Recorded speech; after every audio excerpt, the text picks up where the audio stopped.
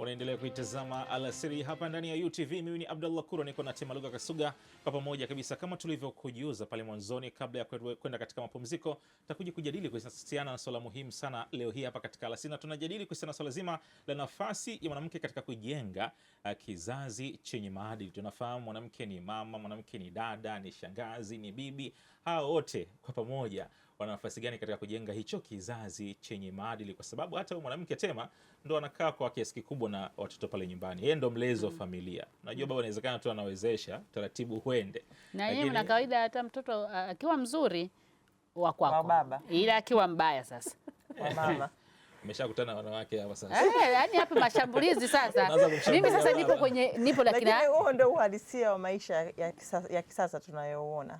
Mimi nimeingia kwenye kundi la kina Sumaia. Wewe ndio utakuwa president. Tunaangalia kwamba kasoro ikitokea kwa mtoto inakuwa ni kasoro ya mama, lakini uzuri ukitokea kwa mtoto unakuwa uzuri wa baba. Kabisa. Anayeongea hapo ni Rehana Muqaddam ambaye anatokea Mending Hearts. Tuko naye hapa katika Alasiri. Lakini pia tuko na Sumaia Abdi. Sumaia Abdi pia ni mwakilishi kutoka Mending Hearts. Tuko nao kwa pamoja hapa kujadili hilo ambalo tumekuambia hapo la nafasi mwanamke katika kujenga kizazi chenye maadili, na umeshaanza kujitenga hapa kwamba mtoto mzuri ni wa baba, wa mama sijui ni mbaya, hata sijaelewa. Na ndio ilivyo, ndio mambo yameandikwa wapi? Ni misemo tu katika jamii, lakini sio taratibu, si ndio? Tusaidie dada Sumaia. Kwa kweli nadhani ni mambo ambayo tunayaona na tunayashuhudia, sio kwamba ni kitu ambacho tunasema tunakiassume, ni kitu ambacho tunakiona katika maisha yetu ya kila siku. Kwa kweli hiyo ni changamoto kubwa sana kwenu nyinyi kina baba. Lakini ukiangalia kwamba ulezi wa ule mtoto asilimia kubwa ambao unafanyika na mama. Umeona? Kwa sababu mama ndio kiungo kikubwa katika familia, na mama akiwa amepata elimu bora na akiwa ana hekima na busara, basi naamini kwamba kizazi kinachokuja kitakuwa kizazi bora zaidi. Sasa kwa kama vile wewe kakaangu hapo ulipokuwa mpaka umefika hatua hii, nadhani kwamba mama alijikita vizuri kuhakikisha anakufikisha hapo ulipofika. Sawa, kwa sababu tunazungumzia leo nafasi ya mwanamke, mama pia alishiriki lakini pia baba pia naye alishiriki vizuri. Hao mtazamaji ni wawakilishi kutoka Mending Hearts. Kabla tujaenda vizuri zaidi katika mada yetu, Sumaia, tunapozungumzia Mending Hearts ni kitu gani hichi, ili tumjuze mtazamaji wetu vizuri kabisa? Okay, so Mending Hearts ni program na lengo kubwa la hii program ni kutengeneza kizazi kizuri cha baadaye, ambacho kinatija. Na kama tunavyojua kizazi kinaanzia kwenye ngazi ya familia. Na tukiongelea familia, moyo wa ile familia ni nani? Ni mama. Yes. So ni program ambayo ni endelevu na sio tu ya mwaka huu peke yake, lakini tukiongelea Mending Hearts ya 2026, theme yetu au mada yetu kuu ambayo tutakuwa tunadili nayo mwaka huu ni kumwangalia huyu mwanamke. Na ndio tunasema kwamba fixing generations start at home, na mwanamke ndo center ya pale nyumbani. Sawa. Umesema ni program ambayo mnaifanya kila mwaka, Rehana, na mwaka huu ndo mmejikita zaidi hapo kuangalia katika hili ambalo tunajadili leo. Kwa nini mkachagua hapo? Actually hili ni swala ambalo lilikuwepo katika mitikati kwa kipindi, lakini kwa sababu ya changamoto ya hapa na pale tukawa tumedelay kulifanya. Ukiangalia kwamba Mending Hearts kwa safari ndo mara ya kwanza tunafanya ikiwa 2026. Lakini kuna program nyingi ambazo zitakuwa program endelevu kwa ajili ya kuweza kutuweka pamoja wanawake na jinsi gani tunaweza tukajielimisha sisi kwa sisi, kwa sababu tunaamini kwamba kwa maisha sasa ambayo tunaenda nayo, mambo mengi sasa hivi yanafanyika na yanaendelea kutokea duniani. Lakini naamini kwamba wanawake tukiwa tumepata yani foundation nzuri, kwa hiyo huku juu tutapata changamoto yoyote. Nadhani msingi wa swali pia la Abdalla alikuwa anataka kujua kwa nini sio wanawake na uchumi? Kwa nini mmechagua wanawake na kuhusiana na kujenga kizazi chenye maadili?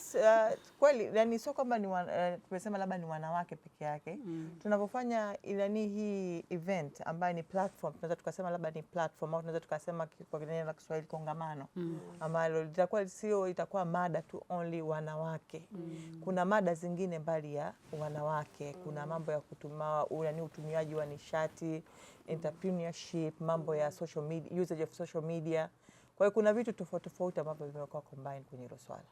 Sasa na uzuri kwa umezungumzia kuhusiana na mitandao ya kijamii. Wakati mwingine wanawake wanaweza kuwa wanatumika namna ya kupamba hizo kurasa za mitandao ya kijamii. Kweli kabisa. Tofauti na ambavyo inatakiwa labda itumike labda kwenye biashara, kwenye vitu mbalimbali labda vya kutoa elimu na kadhalika.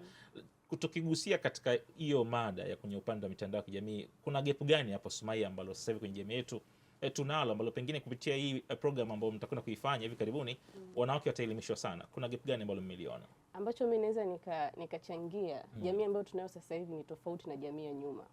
Mara nyingi zamani sehemu pekee ambayo tulikuwa tunapata taarifa ni kwa walimu, wazazi, basi. Lakini sasa hivi kuna mtu wa tatu hapa ameongezeka, ambao ndio hizi social media zetu. Kwa hiyo lazima tu focus hapo, kwa sababu imekuwa kama mojawapo ya agent wa ulezi kwa jamii yetu. Kwa hiyo wanawake wakiweza kueleweshwa athari ya hizi social medias kwa namna nzuri pia na namna mbaya, wataweza kujua namna gani ya kuregulate, especially kwenye swala la malezi. Kama watoto wetu sasa hivi tunavyoona ni kama limitations zimekuwa ndogo. Yaani mtoto mdogo anajua mambo mengi. Kwa hiyo tusipomwelewesha mama na jamii kwa ujumla athari ya hizi mitandao ya kijamii kwa watoto wetu na kwa ulezi wa hiki kizazi kinachokuja, tunaweza tukajikuta tunapata kizazi ambacho sivyo ambavyo tulitegemea kama walezi. Lakini kipindi tunajikita kumwelimisha mama, unakuta wakati mwingine mama yupo kwenye majukumu, baba ndo amebaki na ndo amemkabidhi mtoto simu. Hili mtaliangaliaje? Yaani kwenye swala hili mimi naweza nikasema kuongezea kuongezea point aliyosema Sumaia, kwa sababu tukiangalia sasa hivi kutoka mbali na malezi ambayo tumepata sisi kipindi chetu, kipindi cha hichi ambacho sasa hivi ambacho tunacho na tunachoendelea, tunaona kwamba wazazi wengi sasa hivi unakuta wana watoto, umeona, wanatoka yani ili kumweza tu kumweka yule mtoto akae atulie, mama anampa simu. Umeelewa? Anampa simu. Kwa hiyo anapompa simu yule mtoto, kwa hiyo yule mtoto anakuwa kama vile anakuwa na addiction fulani ya kutumia ile social media. Lakini je, mtoto sio kama tunamlimit kutumia ile social media. Kuna jinsi gani mwanamke anaweza akampa uhuru mwanae kuweza kutumia social media ile, ila pia akapata na kujifunza kitu fulani. Kwa hiyo hapo ndo sasa inabidi kuchanganua, kwa sababu tumeona watoto wengi sasa hivi tunaenda kwenye mashughuli, kila sehemu tunapoenda watoto wanakuwa kutwa wako kwenye simu. Ili nini tu mama ile apate ile fursa ya kufanya mambo yake, kuongea au kuendelea na story na vitu vingine. Kwa hiyo ili kumpoza ule mtoto anampa ni simu. Na haangalia, anakuwa hayuko focus na kitu gani mtoto anafanya, site gani mtoto anaenda kutumia, utumiaji wa ile social media ya mtoto. Sio kuanzia watoto, sasa hivi tumeona kwanza watoto wa miaka 2, 3, 4, 5, 6. Kwa hiyo hawa wana kategori yao ya kuya users of social media. Kuna ambao wale wanaanza miaka 7 mpaka miezi 13. Miaka 13. Wale pia wana nani yao ya usage of social media. Lakini je, tunaandaa vipi jamii yetu ya kesho kwenye kuweza kucontrol ile usage ya social media ili iweze kutumia in exactly way ambayo inatakiwa kutumika. Kwa inabidi sisi kina mama tupate elimu bora ili tuweze tukaweza kuwaelimisha watoto wetu na tuweze tukapata vijana au generation ambayo sisi wote tunaitarajia kwamba iwepo katika jamii yetu. Pia naweza nikaada hapo kwa madam alivyouliza kwamba mama anaweza kaeleweshwa lakini sasa hayupo. Inawezekana pia kwa yule mama kuelewa athari ya hiyo social medias, akaweza kutengeneza mkakati ambao utamlinda mtoto wake hata akiwa hayupo. Mama huyu akiwa hayupo, mtoto atakula kwa sababu ametoa maagizo, mwanangu wale, mwanangu angaliwe. Kwa akiangalia pia kuna jambo la social media, atajua namna ya kumitigate kwa sababu ya ule ufahamu ambao tayari anao. Yuko na babake. Yes, mtoto yuko na babake. Yaani kama mimi nimemwelekeza dada kwamba sitaki mtoto achezee simu. Akishakula sijui nini atalala sijui nini. Lakini baba yake, unataka kuniambia msichana wangu kaza anaweza kumzuia baba yake asipe mtoto simu? Mama akielimika atamuelimisha baba. Wote wakiwa na agenda moja jambo litatokeza. Sasa mmewaacha wa baba mngewajumuisha. Kwa sababu gani sisi tumefocus na wanawake? Umeona the main target kwamba tumejiweka sisi kwamba ndo we need to be educated. Yani sisi tunabidi tupate ile elimu. Umeona? Kwa sababu unaweza nikaamini kwamba katika 100% ya maisha ya kila siku na yani kwa mfano kuanzia asubuhi mpaka jioni ni muda mchache sana ambao kina baba wanakuwa pamoja na watoto compare na kina mama. Umeona? Though tunajua kabisa sasa hivi kwa generation kwa kipindi hichi tulichokuwa nacho kwamba sasa hivi tumekuwa yani almost tuko same, tuna equalize. Unaona? Sasa rais yetu rais wa nchi yetu ni mwanamke. Kwa hiyo tunaongea on that aspect. Kwa hiyo tunaangalia kwamba anakuwa mwanamke yuko busy na yeye anakuwa anaenda kwenye majukumu yake na nini, lakini at the end mwanamke ndio kiungo kikubwa katika kumfuatilia mtoto. Yeye ndo anaijua, kwa sababu usidhani kama katika asilimia kubwa kuna baba ambao maybe sasa hivi kwa sababu wanaangalia maisha yanavyokwenda, lakini asilimia chache ndio utamwona mama anakuwa yuko busy kuangalia je, mtoto kafanya homework au amekula au nini. Lakini baba akirudi, kwanza kuna baba wengine wakirudi kwanza wapende takelele. Sasa ukisema hivyo Dariana hapa unalalisha kwamba unaposema wanawake kwa kiwango kikubwa ndio wanakuwa wanaangalia watoto. Mnalalisha wababa hao watasema wanawake kwa kiwango kikubwa. Kwa sababu wao wenyewe kina baba wamezaliwa na kina mama. Kwa nini wao wasiwepo kwenye sehemu ya malezi, kazi wanabaki kwenye kulaumu? Tumezoea kwa kina mama kushirikiana na baba. Yaani kwa sababu ninachoamini kwamba ndio maana kwenye kulaumu mzigo unakuwa wa kwetu. Wao wanajitoa. Kwa sababu gani? Elimu anaitoa kwa mtoto kiwango kikubwa ni mama kuliko baba. Na ndio maana lawama zinakuja kwetu. Unaona ambacho nakizungumza hapo elimu anaitoa mama kuliko baba. Kwa hiyo mimi nategemea katika event nyingine labda mwaka 2027 mje muwaambie wakina baba hilo, ili elimu mwe mnaitoa, tunaitoa wote baba na mama, ili malezi pia tuyatoe wote. Kwa hiyo msituache kwenye event zenu, mtashiriki. Naamini ni hatua mojawapo. Basi Maya, hakikisheni wanashiriki, maana wanakwepa, wanajifanya na majukumu, yani wanasema wao ndo wanatafuta kuliko sisi. Sawa. Na ambacho pia naweza nikaongezea hapo kwa dada Rihana alivyosema, like sisi wa mama ndo tunacheza kipande kikubwa kwenye malezi. Sasa kwa mfumo wa maisha yetu sasa hivi alivyo, kama hivi baba anatafuta na mama naye anatafuta. Event kama hii ni kujaribu kumkumbusha mama asisahau ule wajibu wake.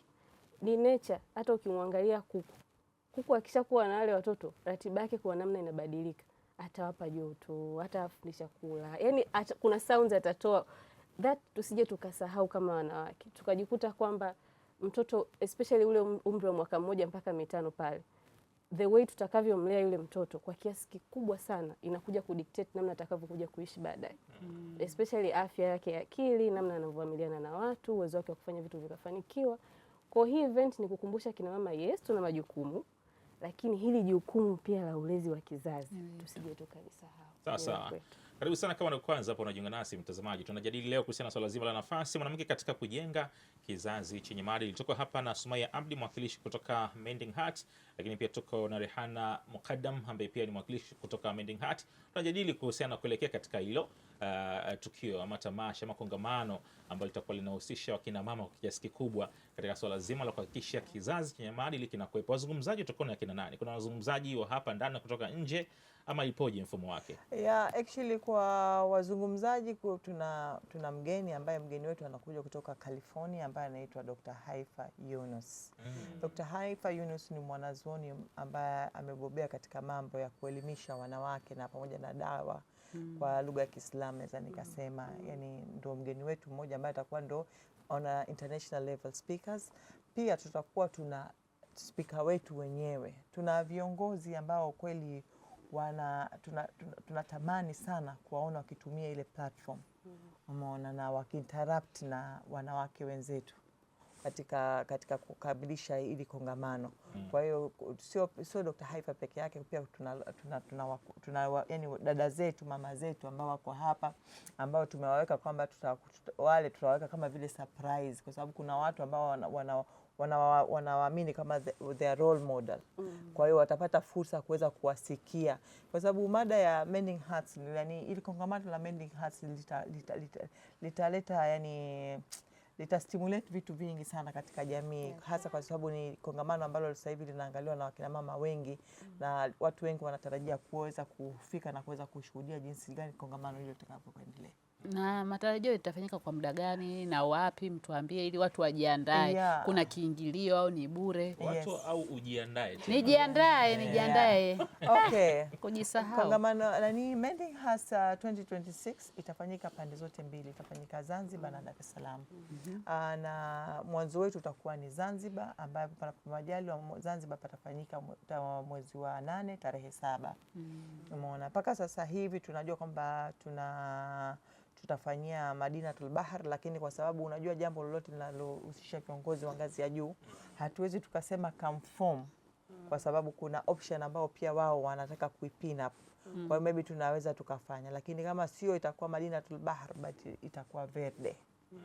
Umeona, Verde ndio itakuwa eneo la tukio ambalo litakalofanyika, ambapo panapo majaliwa tarehe 7 mwezi wa 8 mnamo kuanzia saa 10 kamili jioni mpaka baada ya salati isha saa 2 ile. Yes, ambayo kutakuwa kuna kiingilio ambayo ni very standard na very minimum, ni $100,000 kwa kila mtu kuweza kufika na kuweza kwa mmoja wa Mending Hearts. Hiyo ni kwa Zanzibar. Kwa Zanzibar, yes. Kwa Dar es Salaam tuna event tofauti, lakini main event yenyewe ya Mending Hearts itafanyika tarehe 10 mwezi wa 8 ambayo itafanyika katika ukumbi wa JNICC, ambayo na yenyewe pia utaanza muda huo saa 10 kamili na mpaka baada ya salati ya Isha. Muda ulioweka pia nimeupenda, hata sisi tulio makazini tumeshatoka. Alafu uzuri zaidi kwamba kwa Dar es Salaam kumekuwa na option. Umeona, kwa Dar es Salaam kumekuwa na option kwa sababu hatukutaka tumetaka sisi mpaka hata wale ambao kidogo hali zao wanajitafuta wao pia waweze kuja kushuhudia hilo tukio. Kwa hiyo tuna tiketi za kategori aina 3. Tuna VVIP ambayo ni $100,000, kuna VIP ambayo ni $50,000 na kuna regular $30,000. Kwa hiyo itamwezesha kila mtu, na mbali na hapo pia kuna baadhi ya viongozi tofauti kama waheshimiwa wabunge, mawaziri, wao pia wakajitolea wakasema, bwana, sisi lazima tunataka tuwapeleke watu ambao yani hawana uwezo kabisa, yani mtu anatamani lakini bajeti yake haimruhusu. Kwa hiyo kuna viongozi tofauti ambao wamechipu, wamenunua zile kadi in bulks, ambazo zile kadi zitafanywa kama challenge fulani na baadhi ya timu yetu, ambayo mtu akishinda ile challenge anakuwa anapata ile free pass ya kuingia katika ile event. Kwa wanawake. Yes, kwa wanawake. Lakini usio na wasiwasi tena. Tukio letu lijalo litakuwa specially kwa kina baba. Yes. Hamtuchanganyi? Hatuwachanganyi. Kwa nini? Inabidi tukutane ili tujadiliane. Sasa unajua mkitofanya kila event inakuwa ni watu peke yao, kuna malalamiko mtakuwa nayo, nani anawajibu? Kuna malalamiko tutakuwepo nayo, nani atatujibu na nyinyi hampo pale? Labda wameandaa hivyo kwanza afu baadaye watachanganya. Naamini kakaangu hata wifi yetu. Naita wifi shemeji, wifi yetu akiweza kuja katika hiyo event ya Mending Hearts hiyo tarehe 10 event yetu, naamini akitoka pale mwenyewe utanipigia simu, utaniambia dadangu umenifanyia wema mkubwa sana. Na ikiwezekana amlipie leo. Amlipie leo. Ya Zanzibar au ya Dar sasa? Ya Dar es Salaam. Hata kida Zanzibar si mbaya. Kama anaweza kwenda Zanzibar. Basi inshallah. Au akaja Dar es Salaam. Lakini asikose. Asikose, naamini utafurahi. Sumaya, ukitoka uchukue kabisa. La tiketi. Hatuchelewi. Sasa tumezungumzia kuhusiana na aina ya event na namna ambavyo watu watafika kwa maana ya viingilio. Sasa kwa mtu ambaye anatufuatilia kwa muda huu hapa, anapataje uwezekano ule uratibu kama kuna sehemu ambayo maalum ya kwenda kununua tiketi? Ni kwenye online labda, namba ya simu ama vipi? Actually sasa hivi tunaenda na mambo ya utandawazi. Ni utandawazi umeturahisishia mambo mengi sana. Kwa hiyo na sisi pia hatukutaka kusumbua watu kwenda, sijui tiketi zinapatikana Azam TV pale, sijui tiketi ziko Test Me, tiketi ziko Hijra au tiketi ziko Umisalama. Kwa hiyo tulichokifanya tukaja na solution ya nilipe. Kwa hiyo mtu hahitaji kwenda huku wala kokote, na simu yake anakwenda anafungua ile link ambayo tayari imeshakuwa shared everywhere. Akishafungua ile link inamdirect anataka kadi ya aina gani, either ni VVIP au ni VIP au ni regular. Akibonyeza pale moja kwa moja inampeleka kwenye kunilipa kwenye nani yake ya M-Pesa. Akibonyeza tu okay, ile 30 inakuwa deducted na anapata QR code. Kwa hiyo QR code akiscan tu basi ndio anapata tiketi yake pale. Lakini mbali na hapa, kwa sababu sio wote ambao wanamudu Android, kwa japokuwa kweli dunia inakwenda fast sana, lakini bado kuna sisi wahenga tumeng'ang'ania viswaswadi. Sisi wahenga kwa sababu ndio simu ya kitajiri sasa. Unajui? Kwa hiyo ambayo hatuna simu za Android. Kwa hiyo napo tumerahisisha kazi kwamba kuna namba za simu ambazo zinapita kila mara katika mitandao au kwenye vyombo vya habari tofauti, na hapa pia tutazishare nazo. Mtu anapiga tu simu wala asumbuliwa, anatuma tu hela yake, akishamaliza siku ya kuingia pale anatoa tu ile code namba yake, anaonyeshwa, anapewa pale kadi yake, tani bendi yake, anaingia. Sasa namba ungezitaja tu kwa sababu muda naona. Yes, okay, nadhani namba sahihi ya kuweza kuitumia kwa sasa hivi ni 0756 018 767. Irudie 0756 018 767. Sasa Dada Sumaia, amalizia sasa, hamasisha wanawake tu tujitokeze. Maana kila nikisema wajitokeze, Abdalla anaanza kuniataka. Kama mimi sasa. Hebu Dada Sumaia, waambie mambo mazuri yanayokuja. Okay, ambacho mimi naweza nikawaambia dada zangu, mama zangu, wadogo zangu, kama tulivyotoka kuongea hapo mwanzo, sisi ndo wapishi wa kizazi ambacho kinatija. Kwa hiyo mimi na wewe tuchukue hii nafasi ya kusema kwamba tunawekeza juu yetu, na tunawekeza juu yetu kwa ajili ya athari ya vizazi vyetu. Kama sasa hivi tunaweza tukaona kuna watu wengi ambao tunakuwa inspired nao, kina Imam Malik, Imam Hanbal, wote hawa ni watu ambao mama zao walisacrifice kuwapush, kuwalea, na wakaweza kuwa hawa ambao wameweza kuwa mpaka leo tunakuwa impacted na elimu zao na mambo ambayo waliweza kuyafanya. Kwa hii ni evidence kwamba hata sisi kama wanawake tukiweza kuwekeza juu yetu kwenye events kama hizi, kwa sababu hujui mstari gani utakao kugusa, hujui wapi utagusa uweze kwenda kurekebisha nyumbani. Tukiweza kuchukua action na tukaweza kuattend event, tukaweka nia, tukanyoosha, tukaja, tuna uwezo wa kuimpact. Hii ni evidence kwamba tuna uwezo wa kuimpact vizazi vyetu vinavyokuja. Kwa ni hayo tu ninaweza. Tunawashukuru sana, Mungu awabariki. Asante. Tunawatakia kongamano jema. Asante sana. Mtachukua kabisa.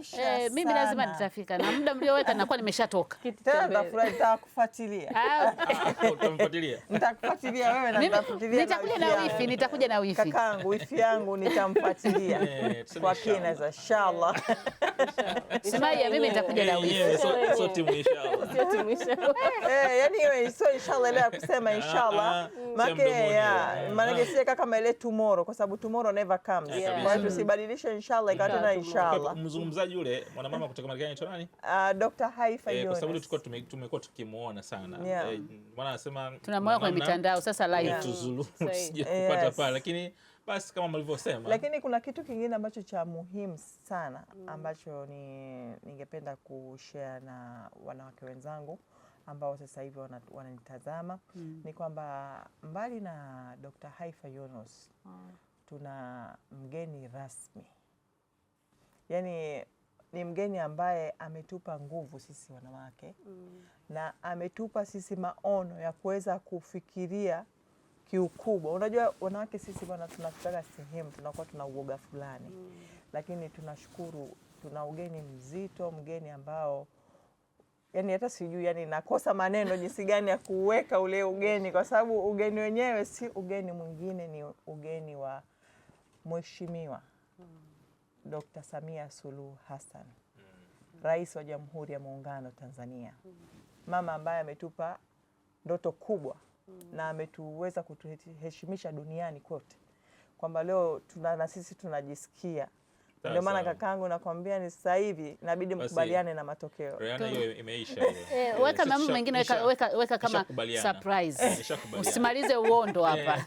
Tunawashukuru sana. Asante sana. Tulikuwa nao Sumaia Abdi, mwakilishi kutoka Mending Hearts, pamoja na Rihanna. Tulikuwa tukijadili hapa kuhusu nafasi ya mwanamke katika kujenga kizazi chenye maadili. Tunakwenda break fupi, tukirejea ni michezo.